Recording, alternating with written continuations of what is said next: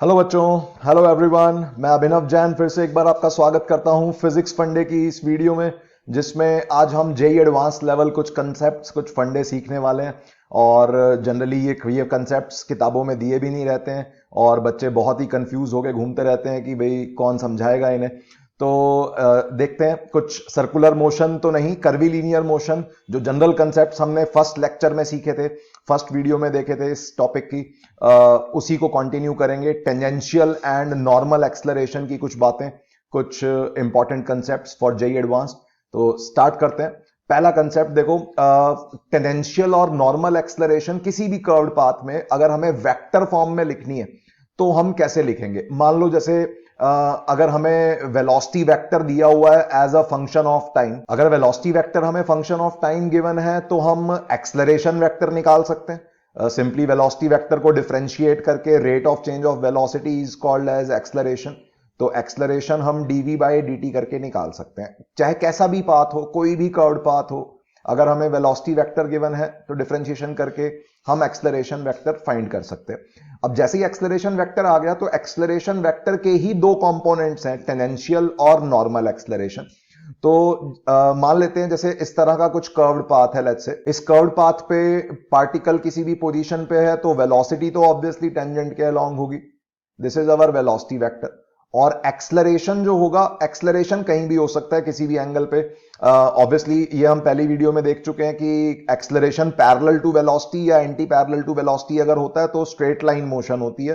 Curved path में acceleration किसी angle पे होता है। तो लेट्स से एक्सलरेशन वेलोसिटी के साथ लेट्स से कुछ एंगल थीटा बना रहा है, तो इस एक्सलरेशन के दो कंपोनेंट हमें वेक्टर फॉर्म में चाहिए। अगर तो एक्सलरेशन का एक कंपोनेंट वेलोसिटी वाली लाइन के अलोंग या टेंजेंट के अलोंग आएगा, जिसे टेंजेंशियल एक्सलरेशन बोलते हैं। This is eighty. एटी को भी एटी वेक्टर बोल लो, ये एटी वेक्टर हमें चाहिए। और एक्सलरेशन का दूसरा कंपोनेंट वेलोसिटी के परपेंडिकुलर या टेंजेंट के परपेंडिकुलर या नॉर्मल के अलोंग ए एन। ये ए एन और ए टी वेक्टर फॉर्म में आई कैप जे कैप में अगर हमें वेलोसिटी गिवन है, डिफरेंशिएशन करके एक्सलरेशन वेक्टर भी आई cap j cap k cap में आ जाएगा। और ए टी वेक्टर और ए एन वेक्टर कैसे आएंगे, तो ध्यान से देखो, ए टी वेक्टर क्या है। ए टी वेक्टर का मैग्नीट्यूड है ए कॉस थीटा और डायरेक्शन है बिल्कुल वेलोसिटी वेक्टर जैसी। तो देखो ए टी वेक्टर को अगर लिखना है तो I can write it as a t vector. किसी भी वेक्टर को अगर लिखना होता है तो उसका मैग्नीट्यूड मल्टीप्लाइड बाय उसकी डायरेक्शन, डायरेक्शन के नाम पे यूनिट वेक्टर। जैसे अपन ने वेक्टर्स टॉपिक में लिखना सीखा था किसी भी वेक्टर को, कि उसका मैग्नीट्यूड मल्टीप्लाइड बाय उसकी डायरेक्शन में यूनिट वेक्टर, इस तरह से करके हम लिख सकते हैं। यूनिट वेक्टर जो होता है वो डायरेक्शन को रिप्रेजेंट करता है। अब ए टी वेक्टर का मैग्नीट्यूड क्या है, वो है इस डायग्राम में देखें तो a cos theta. A is the total acceleration या इंस्टेंटेनियस एक्सलरेशन, जिस भी इंस्टेंट पे हम बात कर रहे हैं। और ए टी कैप क्या है, ए टी कैप ध्यान से देखो बच्चों, वो ए टी की जो भी डायरेक्शन होगी वही वेलोसिटी की भी डायरेक्शन होगी, दोनों ही टेंजेंट के अलोंग है। तो ए टी कैप को मैं वी कैप करके भी लिख सकता हूं।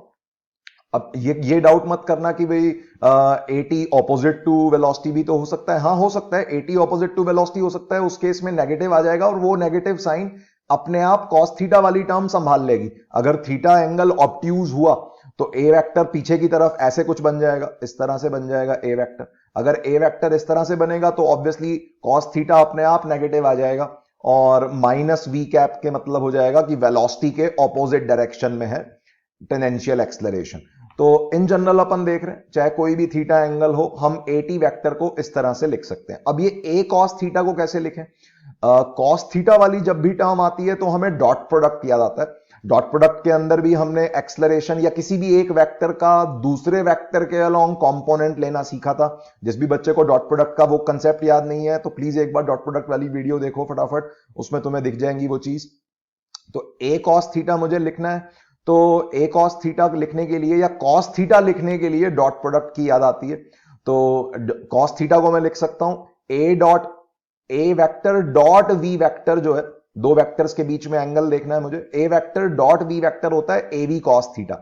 तो कॉस थीटा को मैं लिख सकता हूं a vector dot v vector upon a का मैग्नीट्यूड वी का magnitude. This is cos theta.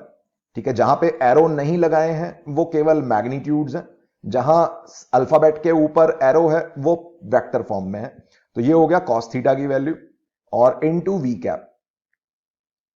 तो इस तरह से करके हम टेनेंशियल एक्सलरेशन को लिख सकते हैं। टेनेंशियल एक्सलरेशन हेंस जो सॉल्व होके आ रही है या एक फॉर्मूला सा बन के आ रहा है, tangential acceleration in terms of vector i cap j cap में अगर हमें लिखना है तो I can write it as a dot v upon v या वी वेक्टर का मॉड।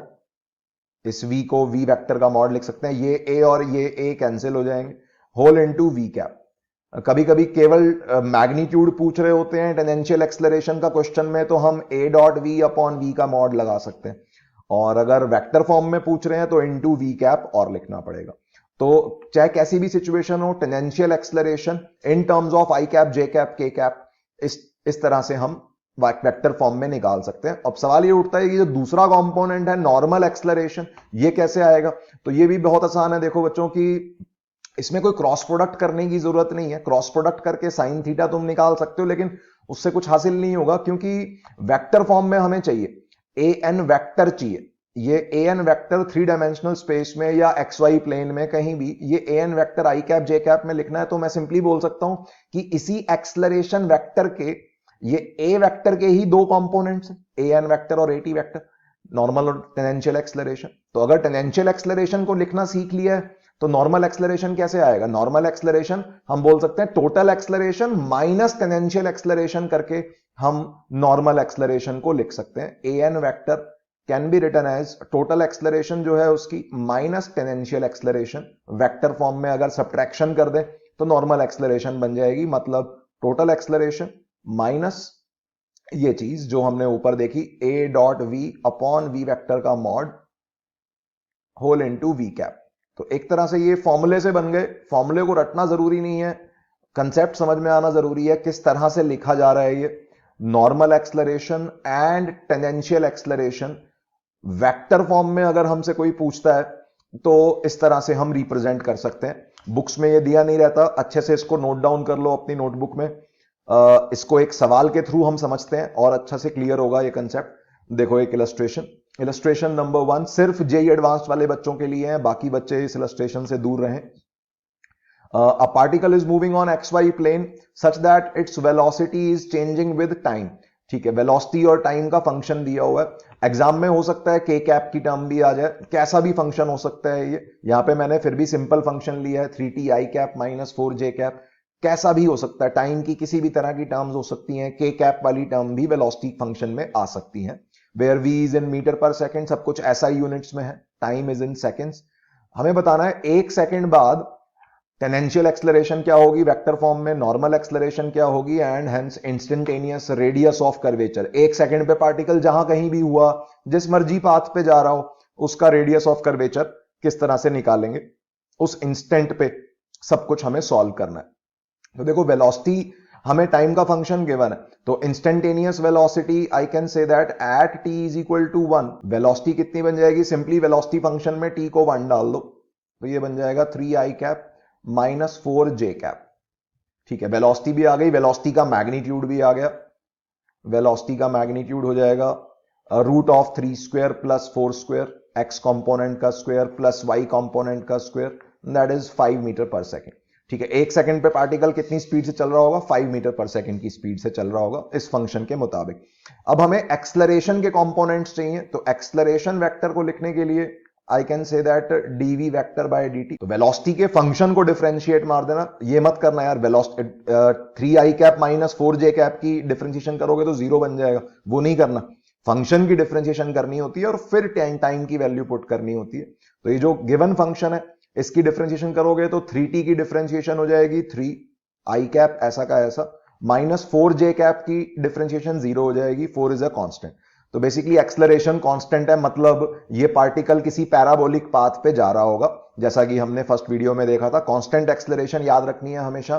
कांस्टेंट एक्सलरेशन जब भी होती है तो आइदर या तो स्ट्रेट लाइन पाथ होता है या पैराबोलिक पाथ होता है। ऑल दो पाथ के बारे में किसी ने पूछा नहीं है, हम कोई डायग्राम नहीं बना रहे, यहाँ पे मैथमेटिकल सवाल है। तो वेलोसिटी आ गई, एक्सलरेशन तो कांस्टेंट ही है, एक्सलरेशन का मैग्नीट्यूड भी आ गया 3।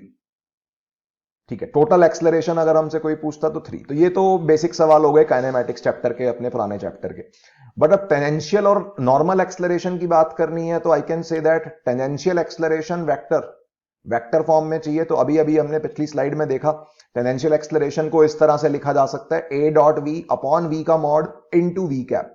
तो लिख देते हैं सीधा a dot v upon v vector का magnitude into v cap. Dot product कर दो, देखो ये रहा वेलोसिटी वेक्टर, 1 सेकंड पे ये वेलोसिटी वेक्टर अपने पास रेडी है, एक्सलरेशन वेक्टर भी हमारे पास रेडी है 1 सेकंड पे। तो 1 सेकंड पे टेंजेंशियल एक्सलरेशन, इन दोनों का डॉट प्रोडक्ट करोगे तो 3 i cap dot 3 i cap हो गया 9, आई कैप डॉट आई कैप 1 होता है, ए डॉट वी कर रहा हूं, और जे कैप वाली टर्म एक्सलरेशन में एब्सेंट है तो 0 हो जाएगा, 0 इंटू 4 इज 0।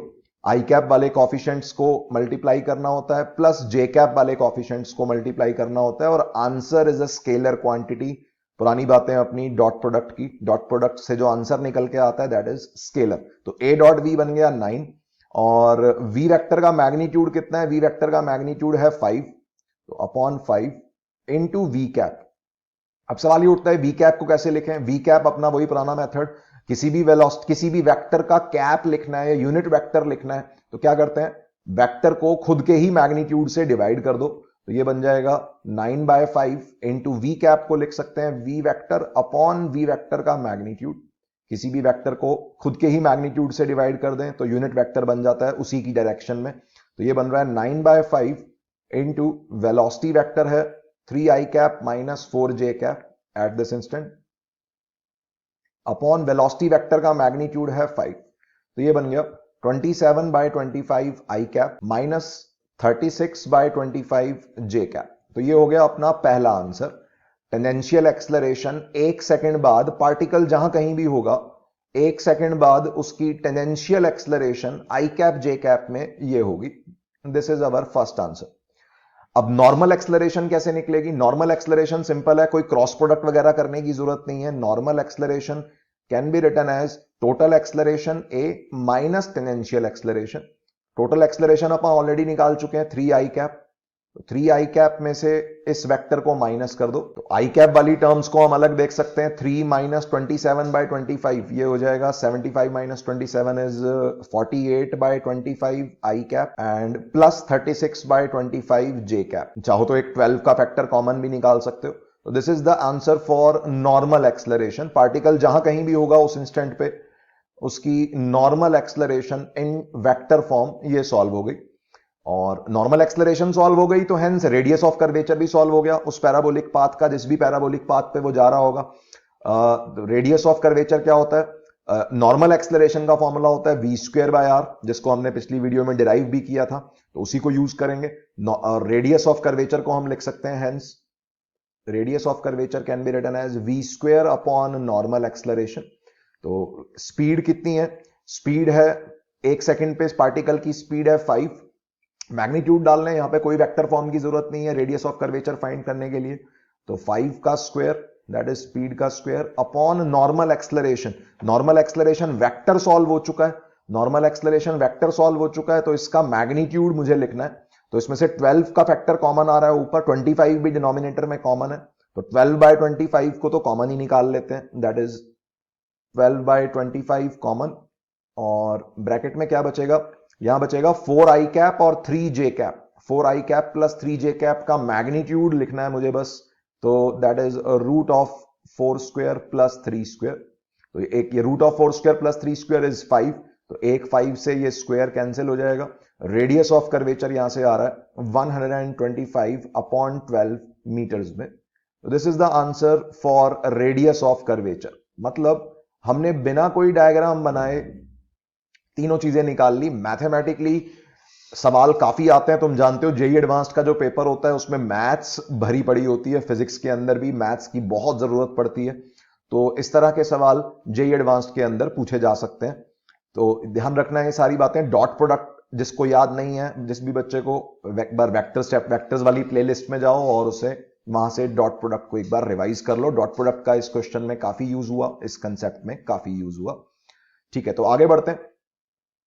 सेकंड कंसेप्ट देखो बच्चों, सेकंड कंसेप्ट क्या है, कभी कभी है ना वेक्टर फॉर्म में बातें नहीं होती हैं, पार्टिकल की इक्वेशन ऑफ ट्रेजेक्टरी दे रखी होती है। इक्वेशन ऑफ ट्रेजेक्टरी माने जिस इक्वेशन के ग्राफ पे पार्टिकल चल रहा है, जिसकी हमने बातें की थी काइनेमैटिक्स में, प्रोजेक्टाइल मोशन के अंदर भी। तो अगर किसी भी आर्बिट्रेरी पाथ पे, किसी भी अजीबोगरीब पाथ पे पार्टिकल चल रहा है, कैसा भी हो सकता है path, hyperbolic path, parabolic path, या कोई भी अनाप शनाप पाथ जिस पे पार्टिकल चल रहा है, उस पाथ की अगर हमें इक्वेशन दी हुई है y is equal to f x, जिसका ग्राफ बनाने पे पाथ ड्रॉ हो जाएगा, तो मैटर नहीं करता पार्टिकल की स्पीड कितनी है, पार्टिकल की एक्सलरेशन कितनी है। क्योंकि सोच के देखो, अगर एक पाथ हुआ तो उस पाथ का रेडियस ऑफ कर्वेचर किसी भी एक पॉइंट पे वो हमेशा सेम ही रहेगा, चाहे पार्टिकल किसी भी स्पीड से गुजरे। तो अगर पाथ की इक्वेशन हमें पता है y is equal to f x, तो हम इस इक्वेशन से डिफरेंशिएशन करके dy बाय dx और सेकंड डेरिवेटिव ये d2y upon dx square, first derivative और सेकंड डेरिवेटिव निकाल सकते हैं डिफरेंशिएट करके।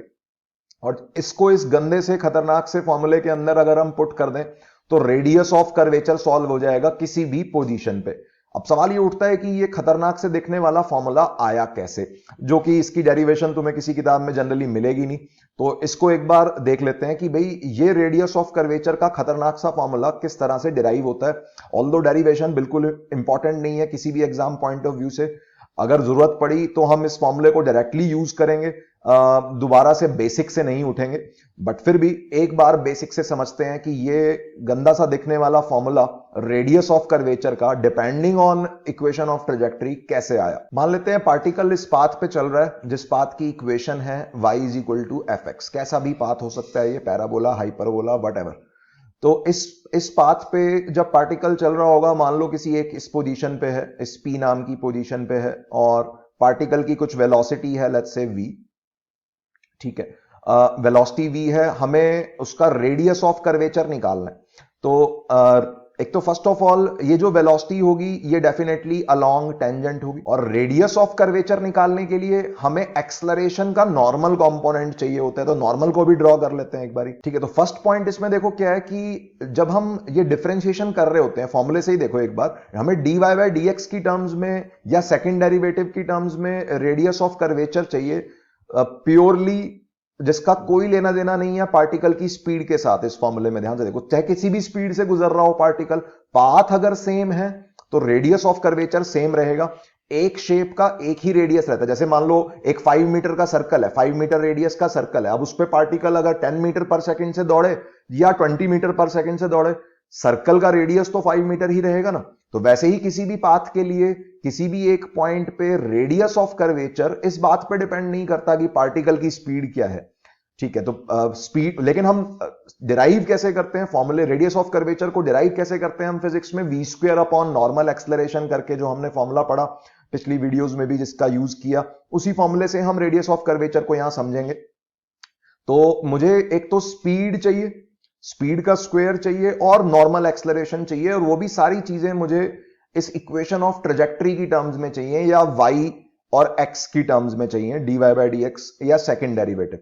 तो सबसे पहली चीज देखो, वेलोसिटी क्योंकि टेंजेंट के अलोंग है, वेलोसिटी क्योंकि टेंजेंट के अलोंग है, और टेंजेंट का जो एंगल बनता है एक्स एक्सिस के साथ, पॉजिटिव एक्स एक्सिस के साथ, ये थीटा, वही एंगल ऑब्वियसली वेलोसिटी का भी बनेगा, एक्स एक्सिस के साथ थीटा। और ये जो थीटा होता है टैन, इसका टैन लेने पे tan theta can be written as dy by dx। Slope of any graph, slope of any graph is dy by dx लिखो, या टैन थीटा लिखो, ज्योमेट्रिकल मीनिंग उसका। तो आई कैन से दैट मुझे थीटा in terms of y and x पता है। Tan theta जो है वो dy बाय dx है, जिस भी पॉइंट पे हो पार्टिकल, मतलब डिफरेंशिएशन करके हम उस पॉइंट का x coordinate dy by dx में पुट कर देंगे, तो टैन थीटा सॉल्व हो जाएगा। टैन थीटा, इस थोड़ी देर के लिए ना dy बाय dx को कुछ y1 बोल देते हैं।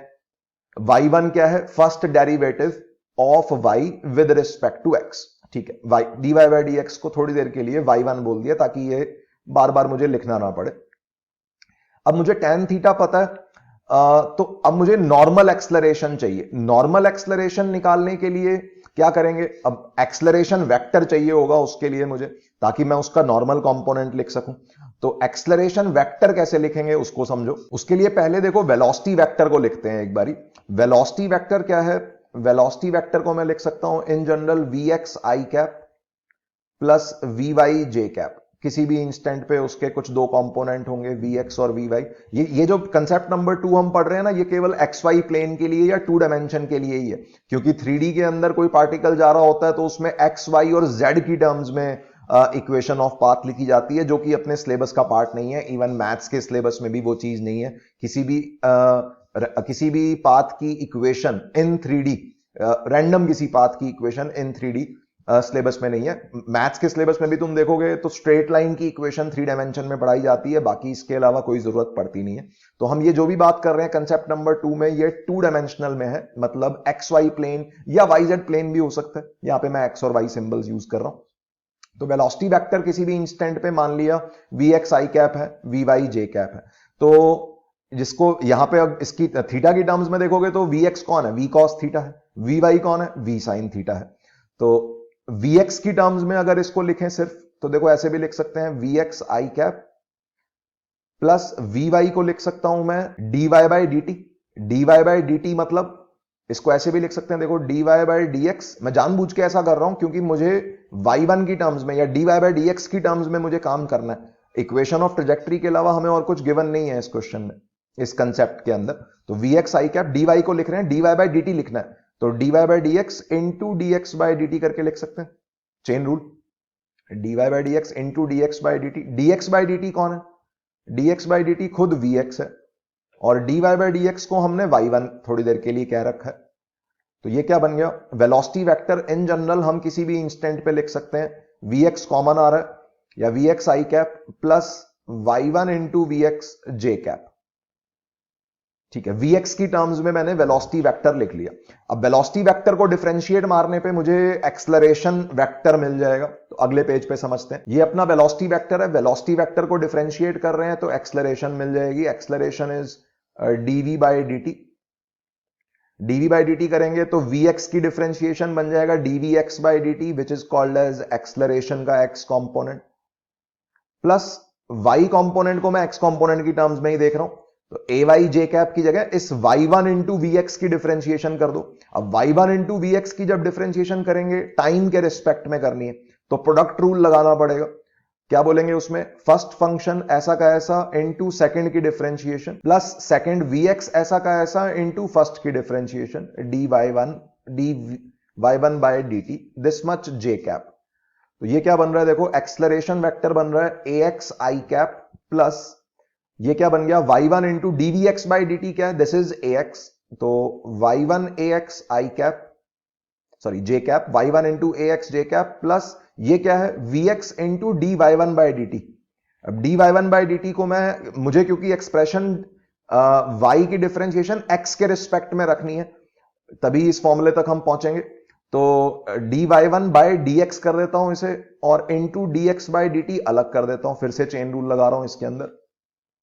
D y one by d t वाली टर्म थी उसको लिख लिया d y one by d x into d x by d t. अब फिर से ये d x by d t क्या बन गया, ये d x by d t बन जाएगा वी एक्स, ये d y one by d x, इसको बोल देते हैं वाई टू। ये बेसिकली सेकंड डेरिवेटिव हो गया अपना, सेकंड डेरिवेटिव ऑफ वाई हो गया। वाई वन जो था वो फर्स्ट डेरिवेटिव था, वाई वन खुद d y by d x था, तो उसकी एक बार फर्दर डिफरेंशिएशन, उसको वाई टू कह रहे हैं लेट्स से, क्योंकि ये y1 और y2 जो है यही फॉर्मूले में है। ध्यान से देखो, इस गंदे से फॉर्मूले के अंदर 1 प्लस y1 का स्क्वायर है और नीचे y2 की टर्म है डिनोमिनेटर में, तो इसको थोड़ी देर के लिए y2 कह दिया। तो ये बन रहा है एक्सलरेशन वेक्टर, यहां पे बन रहा है ax i कैप प्लस जो j कैप वाली टर्म है वो थोड़ी अजीब सी है, ये है y1 ax प्लस ये 2 vx है यहां पे, तो vx square into y2, this much j cap.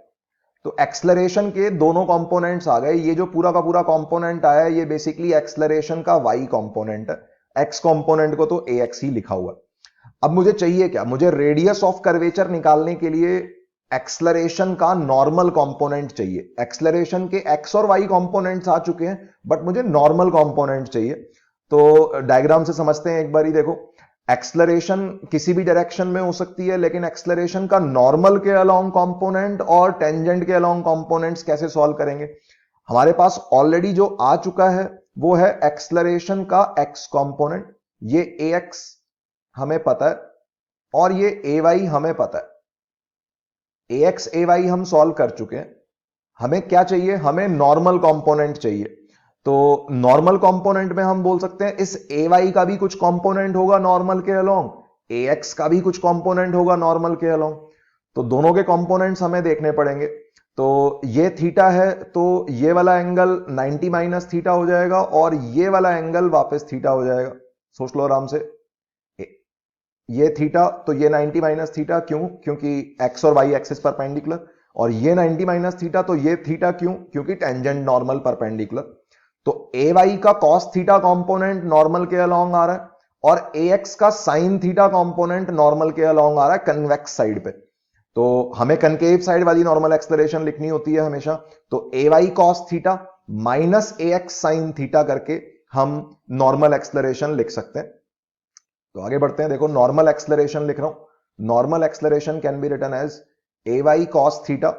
A y का जो एंगल है नॉर्मल के साथ दैट इज थीटा, तो ए वाई का कॉस थीटा कंपोनेंट नॉर्मल के अलोंग आएगा और ए एक्स का साइन थीटा कंपोनेंट उल्टी दिशा में आ रहा है।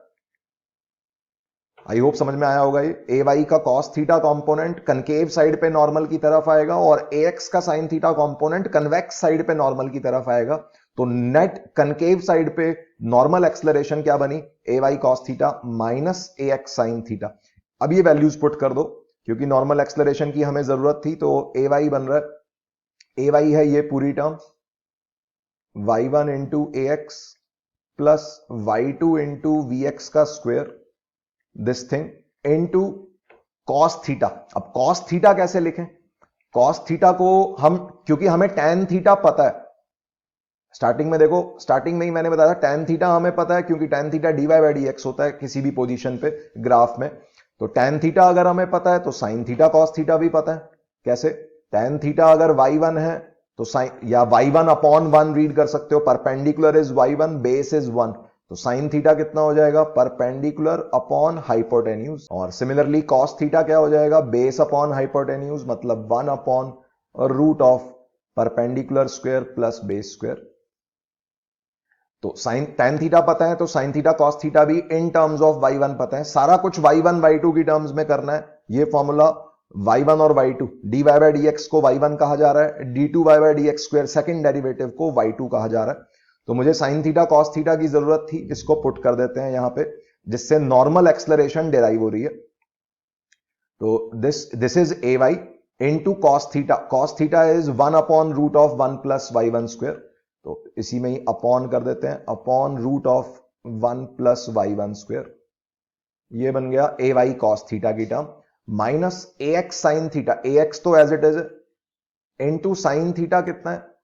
साइन थीटा भी हम देख चुके हैं, y one upon root of one plus y one square. तो यहां से देखो इस एक्सप्रेशन में से, नॉर्मल एक्सलरेशन के एक्सप्रेशन में से ये पूरी टर्म कटती हुई नजर आ रही है, a x into y one. और ये a x into y one वाली टर्म डिनोमिनेटर में one upon root of one plus y one square तो दोनों में है ही, तो एक टर्म कटती हुई नजर आ रही है। नॉर्मल एक्सलरेशन यहां से सॉल्व हो गई। ये बन रही है वी एक्स का square into y two upon root of one plus y one का स्क्वायर। तो ये अपनी नॉर्मल एक्सलरेशन आ गई in terms of x component of velocity and y one y two. और वेलोसिटी या स्पीड, दो चीजों पे मेरी नजर है।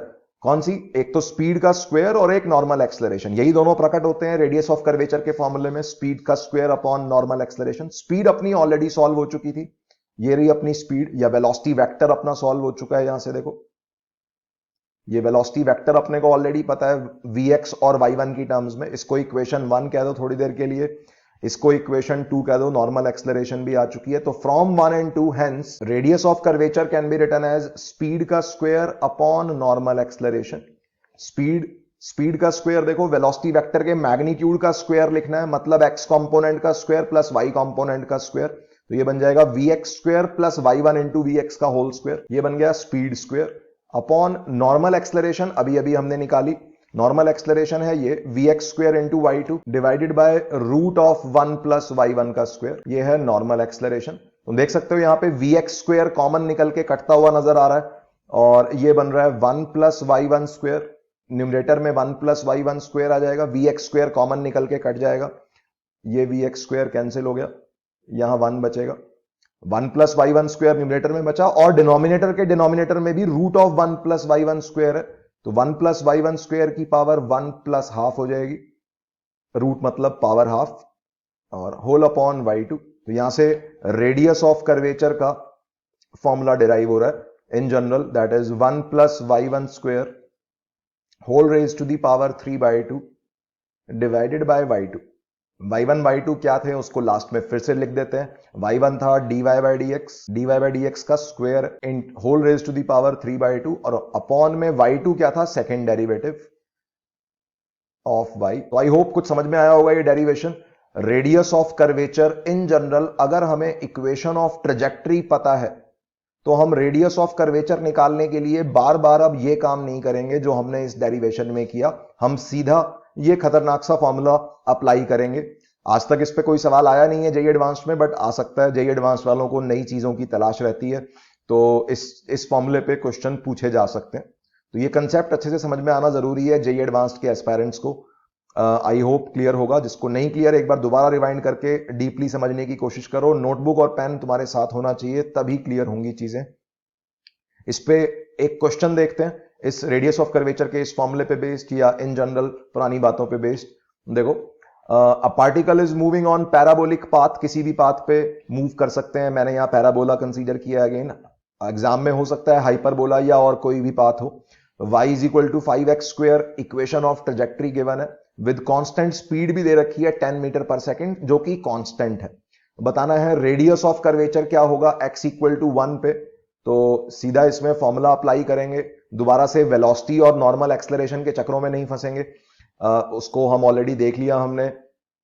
तो radius of curvature is 1 plus d y by d x का होल स्क्वायर, होल की power 3 by 2 divided by second derivative. तो फर्स्ट डेरिवेटिव देखो क्या है, y is equal to 5x square दिया हुआ है, y is equal to 5x square की डिफरेंशिएशन करेंगे, dy बाई डी एक्स करेंगे तो 10x बन जाएगा। x स्क्वायर की डिफरेंशिएशन 2x होती है, तो ये बन गया 1 प्लस 10x का होल स्क्वायर, होल की पावर 3 बाई 2। और सेकेंड डेरिवेटिव सोचो क्या बन जाएगा, 10x is the first derivative, तो 10x की एक बारी और डिफरेंशिएशन करोगे तो 10 बन जाएगा, डिनोमिनेटर में हो गया 10। तो किसी भी x कोऑर्डिनेट अगर हमें पता है तो radius in terms of x coordinate यहां पे सॉल्व हो गया। x इक्वल टू 1 पे पूछा जा रहा है तो हम लिख सकते हैं hence at x equal to 1, x को 1 पुट करोगे तो 1 प्लस 10 का स्क्वायर, 10 का स्क्वायर 100 हो गया, 100 प्लस 1 इज 101, 101 की पावर 3 बाई 2 न्यूमरेटर में अपॉन 10। तो this is the radius of curvature at x equal to 1। मतलब सॉल्यूशन तुम देखोगे तो बहुत छोटा सा नजर आ रहा है, क्योंकि मेन बातें हमने कंसेप्ट में कर ली इसकी। अगर इस क्वेश्चन को बेसिक से करने बैठते तो हमें स्पीड, एक्सलरेशन, वेलोसिटी वेक्टर निकालते पहले हम, फिर उससे डिफरेंशिएट करके एक्सलरेशन निकालते, फिर एक्सलरेशन का नॉर्मल कंपोनेंट खोजते, और फिर स्पीड का स्क्वायर अपॉन नॉर्मल एक्सलरेशन करते, तो बेहद लंबा सवाल जाता। तो उसी लंबे क्वेश्चन से बचने के लिए ही ये फॉर्मूला याद रखना इंपॉर्टेंट है जेई एडवांस्ड पर्सपेक्टिव से। रेडियस ऑफ कर्वेचर एक बार ही सॉल्व हो गया, सब कुछ ऐसा ही यूनिट में है तो मीटर में ही ये आंसर है, मीटर भी लिख देते हैं। अब एक्सलरेशन पूछा है, when it passes through x equal to 1, x equal to 1 से जब वो गुजरेगा तो एक्सलरेशन क्या होगी, एक्सलरेशन वेक्टर निकालना है, मतलब इन terms of i cap j cap निकालना है। तो देखो अगले पेज पे समझते हैं इसे। तो एक बारी मैं ये पाथ भी ड्रॉ कर लेता हूं। y is equal to 5x square का पाथ कैसा होगा, x इक्वल टू 1 वाली पोजीशन कहां दिखेगी, और वहां पे एक्सलरेशन वेक्टर कैसा दिखाई देगा, उसको एक बार ड्रॉ कर लेते हैं। तो देखो ये अपना पैराबोलिक पाथ है जिसकी इक्वेशन हमें गिवन थी, y is equal to 5x square. इसमें x इक्वल टू 1 वाला पॉइंट, x इक्वल टू 1 जब होगा तो इक्वेशन में सेटिस्फाई करवा के भी देख सकते हो, at x equal to 1 y की वैल्यू जो होगी दैट इज 5। ठीक है, टू द स्केल नहीं है, y का अलग स्केलिंग है, x की अलग है। तुम्हें दिख रहा होगा 1 बड़ा दिख रहा है, 5 छोटा दिख रहा है, टू द स्केल नहीं है, अप्रोक्सीमेट ग्राफ है, अलग अलग स्केल्स पे x और y एक्सेस बनाई जा रही है। तो ये है 1,5 वाले पॉइंट पे जब पार्टिकल जा रहा है, उसकी वेलोसिटी कुछ ऑब्वियसली टेंजेंट के अलोंग है, और गिवन है हमें कांस्टेंट स्पीड। कांस्टेंट स्पीड से अगर वो जा रहा है तो इसका मतलब है उसकी टेंजेंशियल एक्सलरेशन 0 होगी। कांस्टेंट स्पीड मतलब टेंजेंशियल एक्सलरेशन 0। टेंजेंशियल एक्सलरेशन 0 का मतलब कि जो भी एक्सलरेशन है वो सारी की सारी एक्सलरेशन नॉर्मल के अलोंग होगी। नॉर्मल के अलोंग, तो इस पॉइंट पे एक नॉर्मल ड्रॉ कर लेते हैं। तो this dotted line is normal at x equal to 1, ठीक है। और ये वेलोसिटी ऑब्वियसली टेंजेंट के अलोंग है। This is tangent at x equal to 1। हमें एक्सलरेशन वेक्टर निकालना है, तो टेंजेंशियल एक्सलरेशन 0 है, मतलब नॉर्मल एक्सलरेशन ही टोटल एक्सलरेशन है। तो नॉर्मल एक्सलरेशन ये इस डायरेक्शन में, कनकेव साइड हमेशा। तो ये एक्सलरेशन वेक्टर हमसे पूछा गया है, कितना होगा, आई कैप जे कैप में पूछा गया है। तो I can say that acceleration vector first of all normal acceleration जितना मैग्नीट्यूड है, और नॉर्मल एक्सलरेशन निकल जाएगी कैसे, स्पीड हमें दे रखी है और रेडियस ऑफ कर्वेचर भी हमें मिल चुका है फॉर्मूले से, तो v स्क्वायर बाय आर करके नॉर्मल एक्सलरेशन निकल जाएगी। और डायरेक्शन हमें और सोचनी होगी क्योंकि वेक्टर पूछा है। तो डायरेक्शन के लिए चलो लिखते हैं आराम आराम से, नॉर्मल एक्सलरेशन ए वेक्टर जो है उसमें और नॉर्मल एक्सलरेशन में कोई डिफरेंस नहीं है क्योंकि स्पीड कांस्टेंट है। नॉर्मल एक्सलरेशन का फॉर्मूला होता है v स्क्वायर बाय आर। ये तो हो गया मैग्नीट्यूड, v और r हम सॉल्व कर चुके हैं, पुट कर देंगे। और डायरेक्शन अगर इसकी देखें तो थोड़ी देर के लिए मैं टेंजेंट का एंगल मान लेता हूं एक्स एक्सिस से जो टेंजेंट का एंगल है इसे थीटा मान लेते हैं। ये थीटा हमें ऑलरेडी पता है, कैसे, वही पिछले क्वेश्चन में जैसे हमने देखा था, tan थीटा जो होता है वो dy बाय dx होता है। तो dy बाय dx पता है तो tan थीटा पता है। अगर ये थीटा मान लिए थोड़ी देर के लिए, तो ये थीटा है, ये y एक्सिस वाली लाइन ड्रॉ कर लेते हैं यहां पे एक, ये थीटा है, तो ये वाला एंगल 90 माइनस थीटा हो जाएगा और ये वाला एंगल थीटा हो जाएगा। तो एक्सलरेशन का cos theta component y axis के अलोंग आ रहा है और एक्सलरेशन का sin theta component left side में आ रहा है। तो I can say that v square by r magnitude तो मुझे पता ही है, sin थीटा लेफ्ट साइड में है मतलब minus sin theta i cap, और cos theta component y axis के अलोंग है तो plus cos theta j cap. Where theta क्या है, थीटा के नाम पे मुझे tan थीटा पता है, tan थीटा जो है वो dy बाय dx है, dy by dx tan x है और x 1 है मतलब tan थीटा 10 है। अब वैल्यूज पुट कर देते हैं, देखो v स्क्वायर, v हमें गिवन था 10, तो 10 का square upon radius of curvature हम निकाल चुके हैं 101 की पावर 3/2 अपॉन 10, ये हो गया radius of curvature, whole into minus sine theta i cap. अब tan थीटा पता है, tan थीटा कितना है, 10 अपॉन 1 है, perpendicular upon base, perpendicular is 10, base is 1, तो साइन थीटा कैसे लिखेंगे, परपेंडिकुलर अपॉन हाइपोटेन्यूज, इतना i cap, plus cos theta कैसे लिखेंगे, base upon hypotenuse, base is 1, hypotenuse is root of perpendicular square plus base square, this much j cap. तो तुम देख सकते हो यहां पे भी रूट के अंदर फिर से 101 बन रहा है, बाहर 101 की पावर 3/2 ऑलरेडी लिखी हुई है, तो ये बन रहा है 10 का स्क्वायर, ये नीचे वाला 10 ऊपर आ जाएगा तो 10 का क्यूब बन जाएगा न्यूमरेटर में, दैट इज 1000 अपॉन 101 की पावर 3/2 बाहर भी है और एक अंदर से भी कॉमन निकल के आएगा।